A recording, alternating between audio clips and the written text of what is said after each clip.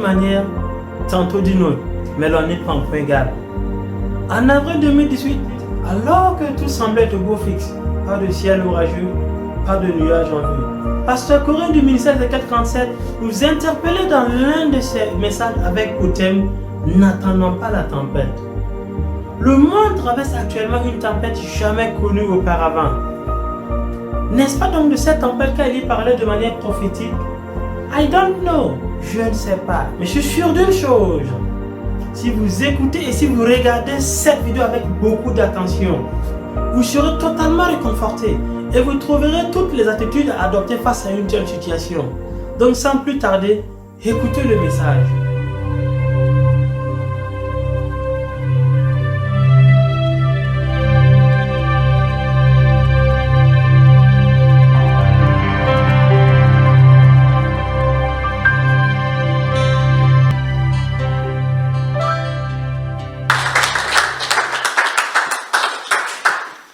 Bonjour, bonjour. Vous êtes encore là?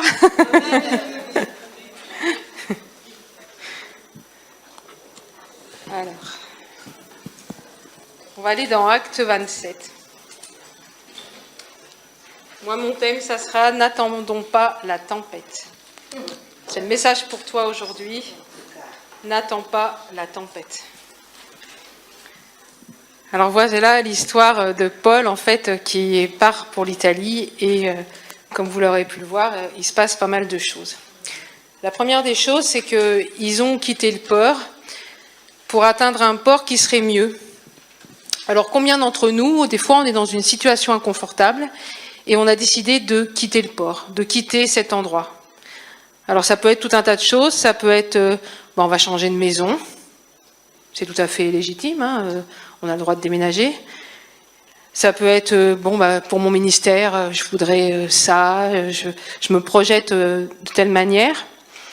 Ou avec le relationnel, je dis, si je pouvais étendre un peu mon relationnel.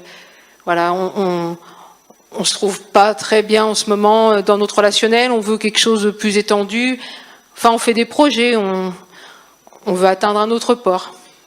Ça peut être aussi notre travail. On est dans une place et puis... on se dit, je convoite un peu plus, je voudrais cette place-là ou cette place-là. Alors ça peut être tout à fait louable, on va dire, mais combien de fois, nous, on se sent, on va dire, dans un port où on se sent plus à l'aise, on n'est plus bien. Ça peut être aussi le célibat. On est célibataire et puis on en a marre, c'est légitime. Mais on se dit, je me projette et je voudrais... j'aimerais tel mari, j'aimerais avoir un mari comme ça et tout ça. Et on peut se mettre dans une relation parce qu'on a vraiment cette solitude dans notre cœur et on se dit, je me lance dans cette relation pour plus être seule. Donc voilà, un petit peu comme dans ce qui se passe, là, ils sont dans un port inconfortable. Donc des fois, nous, on est dans un port inconfortable. Et puis voilà Paul qui leur dit, si jamais on part, et ça ne sera pas sans dommage. Donc on peut dire, Paul a reçu une parole de Dieu, ou on peut dire, c'était quelqu'un de sage, tout simplement, il connaissait aussi la mer, il avait vu que la mer n'était pas très facile à naviguer. Et donc pour lui, cette parole de sagesse, c'était de dire, faut, pour le moment, si on part, c'est dangereux, quoi. Et donc Dieu, des fois, il va nous dire, non, tu vois, ce projecta, c'est pas mon... Si tu fais ça, tu pars à la cata. Et puis des fois, on prie, on dit Seigneur, je veux changer d'emploi, Seigneur, je veux vivre autre chose, Seigneur, je veux que mon ministère grandisse, donc je vais partir en Afrique, Seigneur, je veux ci, je veux là. Et puis on est vraiment motivé. Et puis Dieu ne répond pas. Mais c'est une réponse. On n'est pas d'accord, mais c'est une réponse de Dieu. Donc Dieu nous a parlé. Et alors, à un moment donné, au verset 13, vous pouvez lire que il est dit, se croyant maîtres de leur dessein. Alors donc, ils ont fait confiance plutôt aux professionnels, on va dire, qui disaient, nous on part, on peut y aller, plutôt qu'à la voix de Dieu. Et combien de fois ça nous arrive? On fait notre chemin, on part, on ne fait pas attention à ce que Dieu nous dit. Seulement, il y a des conséquences. Et alors souvent, on a donné notre vie à Jésus, on est vraiment en Jésus.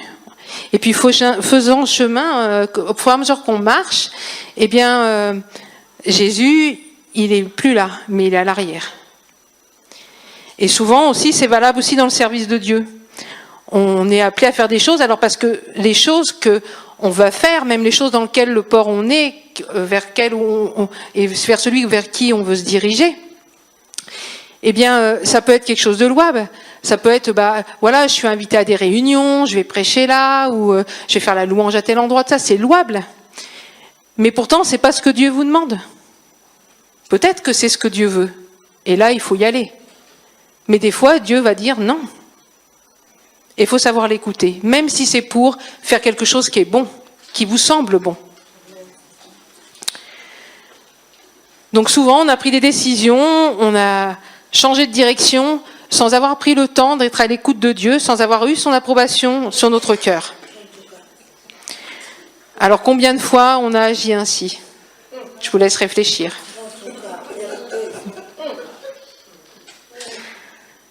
Vous savez l'histoire du fils prodigue, je crois que vous la connaissez tous. Eh bien, quand on pense à lui, on pense au péché. On pense peut-être que ça a été un garçon, qui a été avec les femmes, il a forniqué, il a dépensé tous ses sous, il a joué, peut-être, donc il a péché. Mais pécher, ça veut dire manquer le but. Ça veut dire manquer le but. Ça sous-entend qu'à chaque fois qu'on fait quelque chose sans être mandaté par Dieu, ou en désobéissant tout du moins à la voix de Dieu, eh bien on manque le but. Puisque le but, c'est celui dans lequel Dieu nous veut.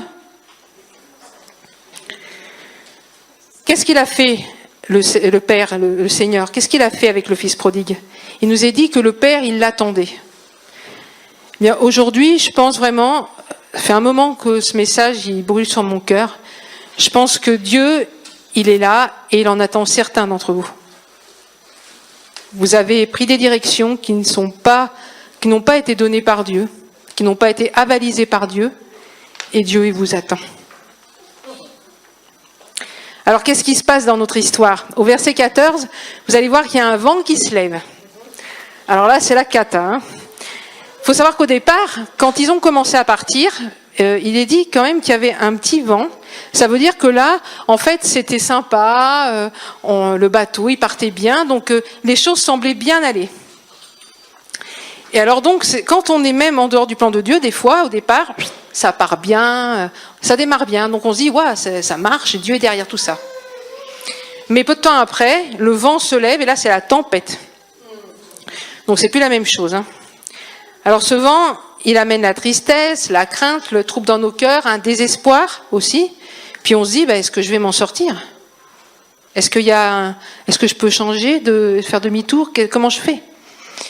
Alors ce vent, il ne vient pas de Dieu, même s'il est permis par Dieu.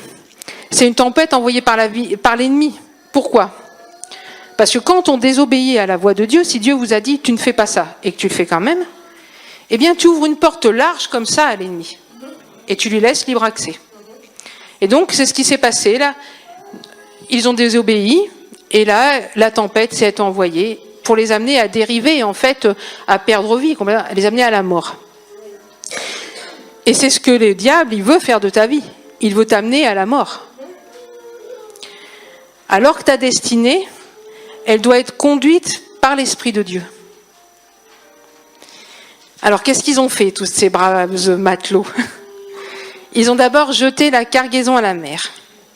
Alors, qu'est-ce que c'est que la cargaison pour nous? Qu'est-ce que ça peut représenter? Eh bien, ça peut représenter tout un tas de choses qui encombrent nos vies et qui nous empêchent d'avancer. Des choses qui sont lourdes à transporter. Ça, on n'en a pas besoin. Il faut nous alléger. Alors, ça, c'est plein de béquilles, en fait.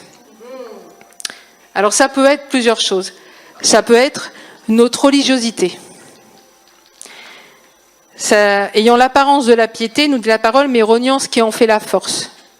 Des fois, on a l'air bien pieux, tout ça, mais c'est quelque chose qui nous empêche d'avancer. parce qu'on ne vit pas les choses de l'esprit. Ça peut être notre raisonnement cartésien. On réfléchit à tout, tout doit être relationnel, tout doit bien être carré. Eh bien ça, il faut aussi le jeter à la mer. Parce qu'avec Dieu, eh bien, Dieu ne pense pas comme nous. Ses pensées sont au-dessus de nos pensées. Ça peut être aussi tous nos biens matériels. Voilà, je suis quelqu'un parce que je possède, et ça peut être aussi notre savoir. Je connais beaucoup de choses, j'ai des diplômes. Et tout ça, je m'appuie là-dessus, je me base là-dessus, mais pas sur Dieu. Et tout ça, il faut le déposer. Et ça peut être aussi des non-pardons. Et ça, je voudrais m'arrêter un petit moment là-dessus. Il y a souvent des blocages dans nos vies parce que on trimballe, on porte, comme ce bateau, il portait tous des marchandises qui nous arrêtent. Et alors le non-pardon le non-pardon, en fait, est quelque chose qui va vous immobiliser, vous paralyser. Le pardon, ça n'est pas un sentiment. Ça, il faut le savoir. Pardonner à quelqu'un, c'est une décision. C'est dire, voilà, Seigneur, moi, je décide de pardonner. La parole de Dieu nous dit, pardonne nos offenses comme nous pardonnons. C'est pas une option. Et donc, si quelqu'un d'entre vous, au fond de son cœur, sent qu'il a de l'amertume envers quelqu'un, sent qu'il vraiment, son cœur est lourd parce que, peut-être à juste titre, il a été blessé, elle a été blessée. Eh bien, le Seigneur lui dit aujourd'hui, pardonne. C'est trop lourd à trimballer pour toi, c'est trop lourd à porter. Il faut qu'aujourd'hui, tu jettes ça à la mer. Tu jettes ça aux pieds de Jésus. Après, ils jetèrent leurs agrès. Qu'est-ce que ça représente pour les agrès ? En fait, les agrès, c'est tout ce qui sert pour naviguer. En fait, pour vivre notre vie, le quotidien de notre vie. Donc, c'est nos autres béquilles. Donc, ça peut être notre travail, conjoint, ministère, l'appel qu'on a. Alors, tout ça, c'est bon. En soi, c'est bon. Mais à un moment donné, parfois, dans nos vies, ça s'est mis à prendre trop de place. Et ça nous empêche de vivre la vie que Dieu a pour nous. Et en fait, toutes ces choses ont pris la place de Dieu. Alors aujourd'hui, où est-ce que tu en es, toi ? Quelle est ta béquille que tu as besoin de jeter à la mer ? Alors après, malgré que nous sommes chrétiens, quand on voit tout ça, en fait, on est tous un peu concernés par toutes ces choses. On se rend compte que notre cœur de chrétien, il s'est refroidi. Alors souvent, on se dit, moi, ce que je veux, c'est des prédications de feu, je veux la puissance, je veux le miraculeux. Moi aussi, je le veux. Mais mon cœur, est-ce que mon cœur, il est encore en feu pour Dieu ? La parole de Dieu nous dit, ce que j'ai contre toi, c'est que tu as abandonné ton premier amour. Je connais tes œuvres, mais tu n'es ni froid ni bouillant. Ton cœur, où est-ce qu'en est ton cœur ? Moi, ce que je crois, et je parle pour moi-même aussi, je me prêche à moi-même, c'est qu'on a besoin du feu de Dieu, du feu de l'amour de Dieu. Nous avons besoin que nos cœurs ils se mettent à battre à nouveau pour Dieu. Rappelez-vous, ceux qui ont rencontré le Seigneur il y a déjà très longtemps, comment vous étiez fous de Dieu. Dieu, il veut ça, il veut que vous retrouviez ce cœur en feu pour lui. Je ne sais pas s'il y en a qui ont été amoureux, je suppose que oui, puisqu'il y a des couples. Quand on est amoureux, eh bien, on aime parler à son amour, on aime passer du temps avec lui, on aime se laisser interpeller par lui, on l'écoute, on aime lui plaire. Et avec Dieu, c'est pareil. Jésus, c'est notre amour. Est-ce que tu cherches à plaire à Jésus ? Est-ce que tu cherches à passer du temps avec lui ? Est-ce que tu lui parles ? Es-tu encore amoureux, amoureuse de Jésus ? Je vous laisse répondre dans votre cœur. Alors des fois, c'est vrai que toutes ces choses dont on a parlé, il y a des choses qui sont légitimes, mais qui à force prennent trop de place. Des fois, lâcher tout ça, ça nous semble dur. Parce qu'en fait, c'est un peu comme une mort à nous-mêmes. Et la parole, elle nous dit dans Jean 12, 24, en vérité, je vous le dis, si le grain de blé qui est tombé en terre ne meurt, il reste seul. Mais s'il meurt, il porte beaucoup de fruits. La vallée d'Ézéchiel, c'est la mort aussi. Et pourtant, il y a la solution de Dieu. J'aimerais te dire aujourd'hui que même si tu te rends compte qu'il y a des choses qui ont pris la place de Dieu dans ta vie, si tu sens que Dieu te dit ça maintenant, il faut que tu le poses, eh bien c'est le temps pour toi de revivre. C'est le temps d'une mort à toi-même, mais c'est le temps de vivre réellement.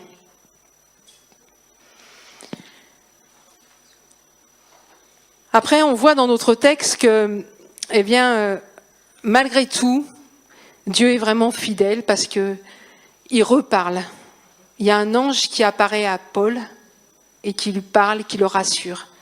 Même quand on a fait des erreurs, même quand on n'a pas suivi le bon parcours, eh bien Dieu, il est encore là. Et il veut encore aujourd'hui te donner une parole d'espérance. Il veut te dire encore, eh bien ne crains pas. Alors écoute-le aujourd'hui te parler. Et si tu entends sa voix, la parole de Dieu nous dit, n'endurcis pas ton cœur. C'est vraiment un cri que je lance.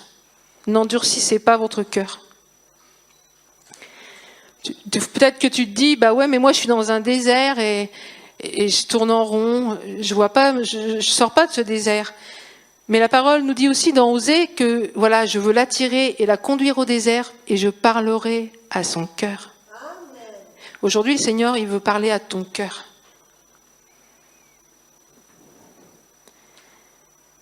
Et je crois que Dieu, il dit à plusieurs personnes d'entre vous, reviens à moi. Je t'aime, si tu savais comme je t'aime. Dans Jérémie 1,5, il nous est dit, avant même que tu sois dans le ventre de ta mère, je t'avais consacré. Et nous pourrions dire aussi, je t'avais choisi. Je t'avais aimé. J'avais des projets, moi, pour ta vie. Qu'est-ce que tu as fait? J'ai des projets pour ta vie, reviens.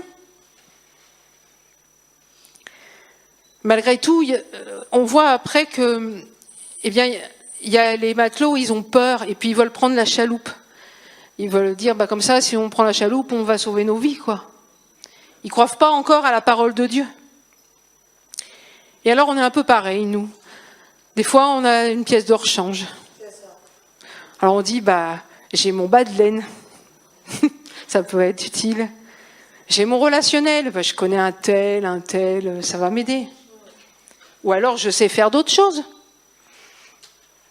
Le Seigneur, il nous dit, non. Aujourd'hui, c'est le temps pour toi de t'arrêter, d'écouter et de déposer tout cela aux pieds de Jésus.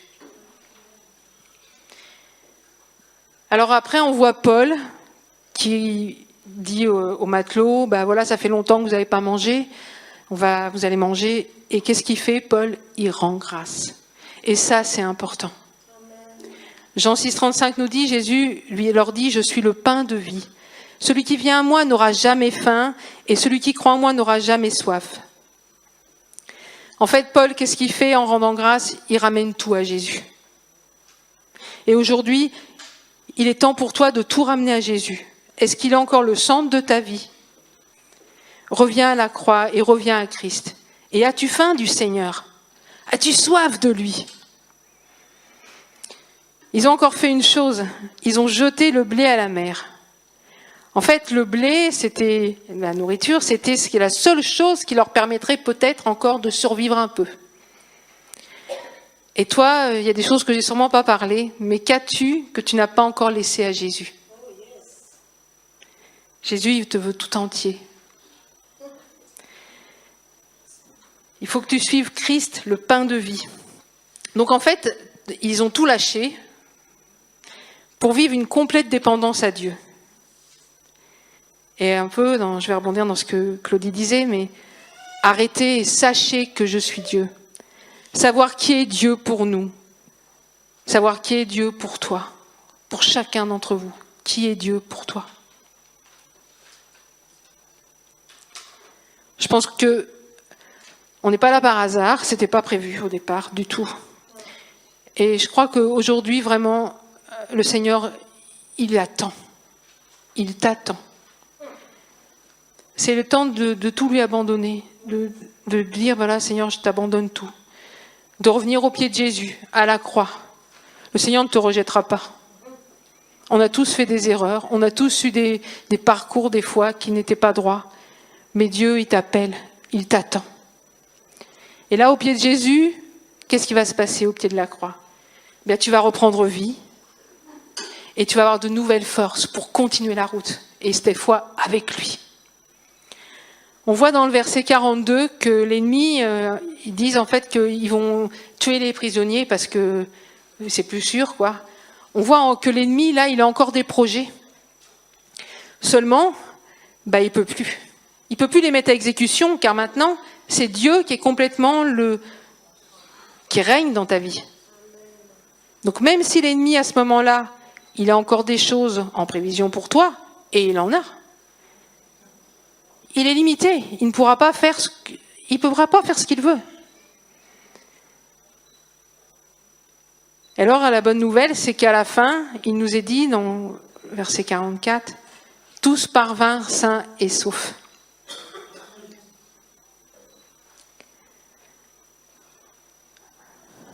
Donc tu as fait fausse route, peut-être simplement parce que tu en avais marre d'une situation, donc tu t'es lancé dans quelque chose.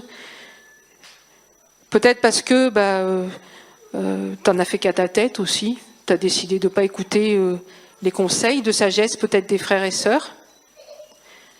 Peut-être qui venaient de Dieu, bien sûr. Peut-être tu n'as pas écouté directement la voix. Vous savez, cette petite alarme là, qui quand on commence à faire quelque chose qui ne va pas, qui vous dit « Hé, Je suis sûre que vous la connaissez, mais des fois on n'écoute pas trop. Aujourd'hui, c'est vraiment le temps de tout déposer à Dieu et de dire maintenant, Seigneur, aujourd'hui je reviens à toi. On redémarre ensemble, Seigneur. Lui, il attend que ça. Il ne vous rejette pas. Le Seigneur, il veut te donner vie, te redonner une nouvelle vie. Il veut que le vent de son esprit souffle en toi. Il veut te ramener sur le rivage sain et sauf. Est-ce que tu veux que l'Esprit de Dieu revienne dans ta vie ? Dans la vallée d'Ézéchiel, tout n'est que meurt. Comme pour ces hommes sur le bateau, dans la vallée d'Ézéchiel, ta situation, elle semble à un point de non-retour. Tu penses que pour toi c'est fini, et je pense que les chants étaient vraiment inspirés parce que plusieurs fois, c'est pas fini, quoi. Peut-être qu'il y a la tempête, mais même là, Seigneur, tu es là. C'est aujourd'hui que le miracle de Dieu va avoir lieu pour toi. Alléluia. C'est dans cette situation-là, justement, que le Seigneur va se glorifier. C'est là que Dieu va te redonner vie. Et un jour, tu seras un témoin de ce que Dieu a fait. Un jour, j'ai fait un songe et j'ai vu un tremblement de terre. Enfin, j'étais au haut d'une montagne et j'ai vu un tremblement de terre. Et j'ai senti la panique monter en moi. Et je voyais en bas tout un tas de gens qui ça tremblait de partout, tout lâché, quoi. Et au fond de mon cœur, je savais qu'il allait y avoir un deuxième tremblement de terre. Et je paniquais, j'avais peur pour ma famille, j'avais peur pour ceux que j'aimais, puis pour moi aussi, même si j'étais en haut de la montagne, je me disais ça va peut-être me toucher aussi. Et à un moment donné, j'ai crié Jésus, et il n'y avait que lui. Je crois qu'on arrive dans des temps très difficiles. Je crois qu'un gros nuage arrive sur nos pays, et ça va être très difficile. Aujourd'hui, Dieu t'attend, mais demain, il sera toujours là, le Seigneur. Mais les situations, tout ce qui va se passer, peut-être que tu ne pourras plus revenir à ses pieds. Voilà, comme dans mon rêve, comme dans ce songe, accroche-toi à Jésus. Tu auras peut-être l'impression de sauter dans le vide, mais Jésus est là, il va te rattraper. Voilà. C'est ce que vraiment j'avais à vous partager.